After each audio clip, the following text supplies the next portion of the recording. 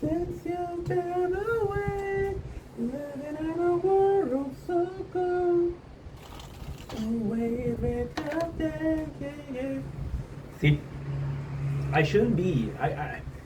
Then, like, well, you should have told me that you were looking for emotion, right? But then, it's another situation of not a communication. It's another situation of failing, right? So she didn't tell you that's what she needed, but then you didn't tell her that you weren't interested in that, right? And to get under her pants, you showed emotion. You showed that you cared. So then, when she only wants to care, she doesn't want the other thing. You can't say, well, you know what? The care was a bonus if we fucked. You can't do that, right? I don't know. I don't know. I feel like what really hurt was, again, there's two girls, and I mentioned them before. I'm not gonna mention them again because, again, I'm not trying to be an asshole, but there's two specific girls, and it's all about relationship. It's all about relationship because right now, I don't have a way of escaping, right? I have social media, but I'm the first to complain when I'm seeing somebody constantly post some negative shit. And I'm like, dude, fuck that. This is too much, you know. This is social media. It's not. We don't.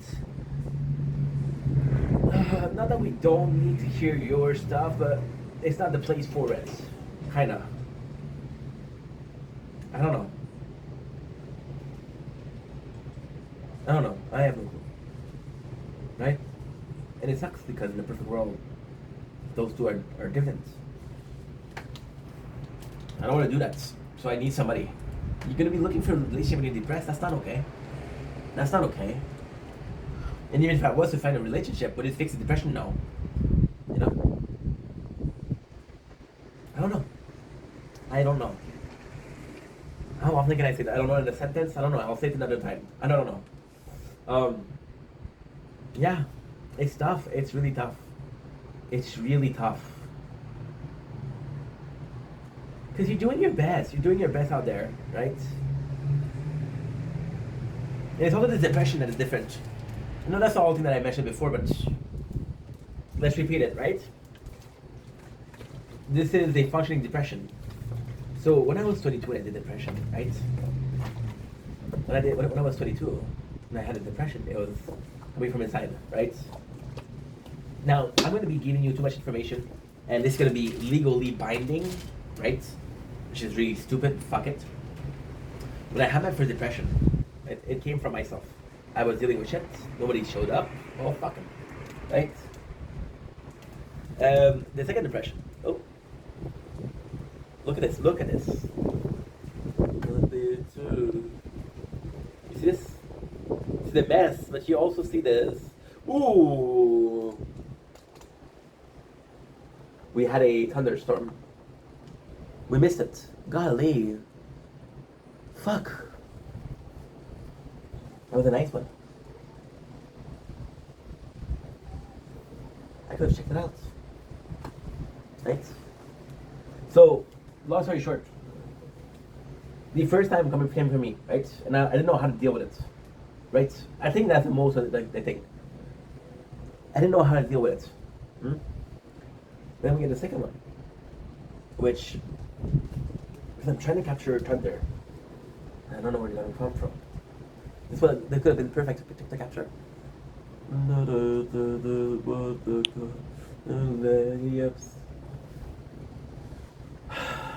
You know?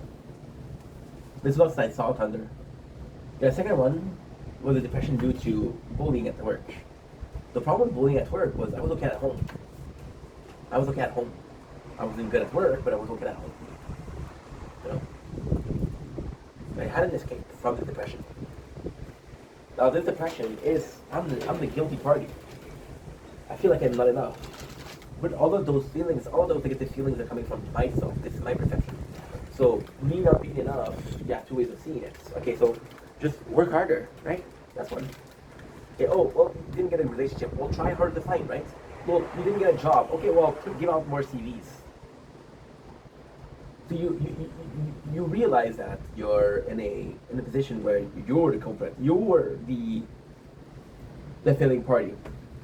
Right, the for depression again. My my best friend committed unalive himself, which made me sad. Which I was I was going through shit, and I didn't know how to deal with, so I took it out on her, and she didn't deserve that. So she said she did the right thing and left me.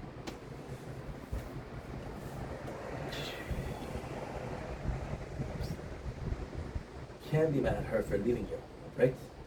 You can do a lot of things, but you can't be mad at her for that. Now that's a shame. I keep on thinking about that thunder. It's a beautiful thunder. I would have took perfectly, perfectly.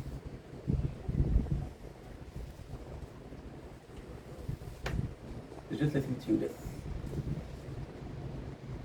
quite calming, quite soothing. Now, I know the solution to do it, but I don't have the mental fortitude or the patience or the will to do it, you know? I feel like I'm enough. So again, why such a weird depression is because you feel like you're not enough, so what you try to do or what you do is okay, well, I wasn't enough, so I try to work harder. Right? And then your battery is so little that you're able to work harder but barely. It's okay, well, I did this okay, I didn't do this okay, right? So I'm kind of working, but not that hard. But then, for me, it's working hard. Like, for example, right? And I told this so many times, these 3 playthroughs, I don't have to click a single time. I'm filming nature, I don't have to talk. I'm uploading videos, I'm downloading and uploading. It's clicks. It's click. Filming the video is hard. Uploading is boring, but it's not hard. And that's it. This is the depression. This is why we're depressed. Thanks for listening. Thanks for watching. I could do another hour of this, but I'm gonna go around in a circle. Now, me going around in a circle is dependent on the situation, right? When your depression is constantly the same states over and over and over and over again, that's how you feel. Let's end this here before I bore you guys, which I already possibly did. Don't link. It's your boy. Welcome to the Public Show. Just doing well. Guys are having a wonderful day on this. It's not chocolate. It's as us on this 29th April 2025, which is the video of the evening. The video of today. We are talking, ladies and gentlemen, about Last of Us. And why Last of Us is possibly one of the best series out there. One of the best series out there. Now, I'll be completely honest, right? Last of Us, I was in the 5 minutes. So my story with Last of Us. Okay, first of all, why am I making this video? Well, because I saw a lot of people talking about Abby and how much they love Abby, right? Now, in reality, people hate Abby. Okay, so let's put it in a way. Oh, look at this rain. This is kind of nuts. This is kind of nuts. This is really nuts.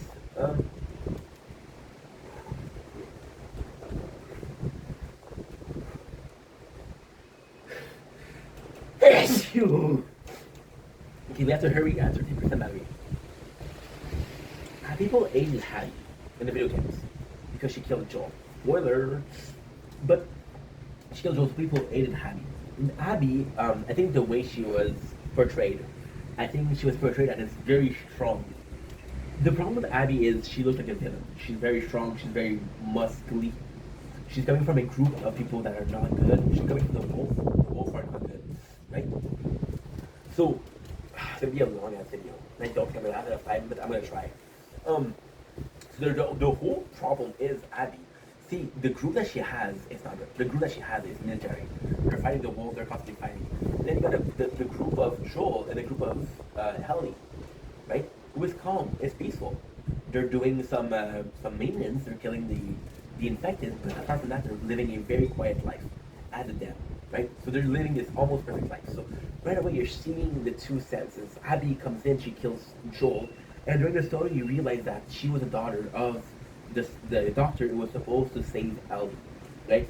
Now, what changed, what people like Abby is they like the actress that plays Abby.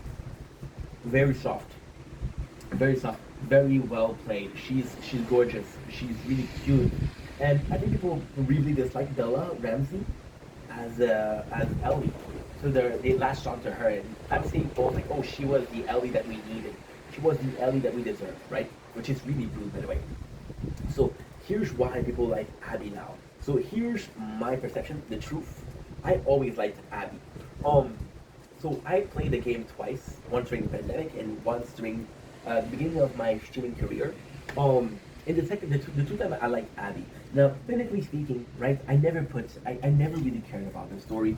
Last of Us is good. Then it's like a Portland. The gameplay is phenomenal, and the story is good, but not great. You can't tell me that the story of Last of Us is great. The gameplay is amazing, but the story of Last of Us isn't the best. Um, so basically, in the first one, we'll do a really quick recap. You got this guy called Joel. Joel is the perfect anti-hero. He was a father, right, who lost his daughter to the one of the first day of infected, and then he did some really bad stuff to survive. But then he didn't care. So very Deacon St. John, right? He did some stuff that he didn't care about to survive. He did some bad stuff. He killed some people. He ambushed people. He had a really rough past. He's torturing people, right? Then he meets Ellie. Ellie, who is a infected that is immune. Right away, when they meet, there's this relationship, and then you realize, which is what he did. The narrative right now is amazing. And I'm gonna tell you why I think Last of Us is a masterpiece in itself. And these are things that I realized much later. Because the first time I played Last of Us was 10 years ago. So they do a perfect job in the prologue at showing you Sarah. Sarah was a bit cocky. She's very Ellie-ish. She's very Ellie. Right? You can tell that these two are the same. So then, by being close, by proxy of being with Ellie, Joe was reminded what it is to be a dad. He's reminded of how much fun it was, how much he cared about his daughter, how much he missed being a dad. And then he becomes softer and he takes care of her. And then at the end, they're saying, hey, Ellie is infected, and because Ellie is, I'm not gonna have enough batteries, so I'm gonna do something I don't like doing, but I have to do. Fuck, I'm gonna have to restart.